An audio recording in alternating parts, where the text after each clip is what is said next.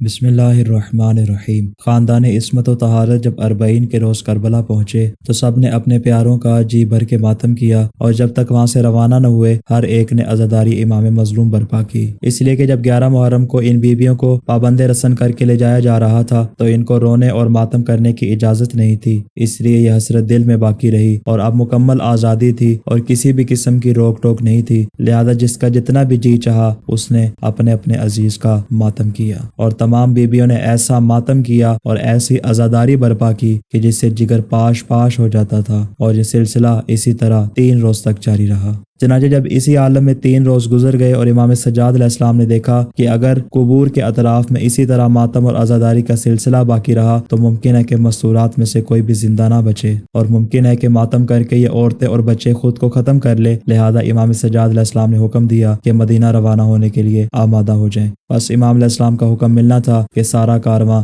مدینہ جانے کے لیے آمادہ ہو گیا۔ اسی دوران امام مظلوم کی ایک دختر روتے ہوئے اور فریاد کرتے ہوئے تمام اہل حرم کو سید الشہداء کی تربت پر لائی اور کہا، بیبیوں سب مل کر آخری مرتبہ میرے شہید بابا کو الوداع کہو۔ چنانچہ سب بیبیوں نے دکھی دلوں، بہتی آنکھوں اور لرزتے ہاتھوں کے ساتھ مظلوم کربلا کو آخری سلام کیا۔ اسی دوران بچی نے خود کو اپنے بابا کی قبر پر گرا دیا اور قبر کو سینے سے لگا کر شدید گریہ کیا اور کہا، اے کربلا، ہم تیرے اندر ایسا جسم امانت کے طور پر چھوڑ کر جا رہے ہیں جو بغیر غسل و کفن کے دفن کر دیا گیا۔ اے کربلا، ہم تیرے پاس وہ یادگار چھوڑ کر جا رہے ہیں جو احمد مجتبیٰ اور ان کے وصی علی مرتضیٰ کی روح ہے۔ بس آخری مرتبہ سب نے کربلا کو الوداع کیا اور یہ کاروان عشق مدینہ کی جانب روانہ ہو گیا۔ السلام علی الحسین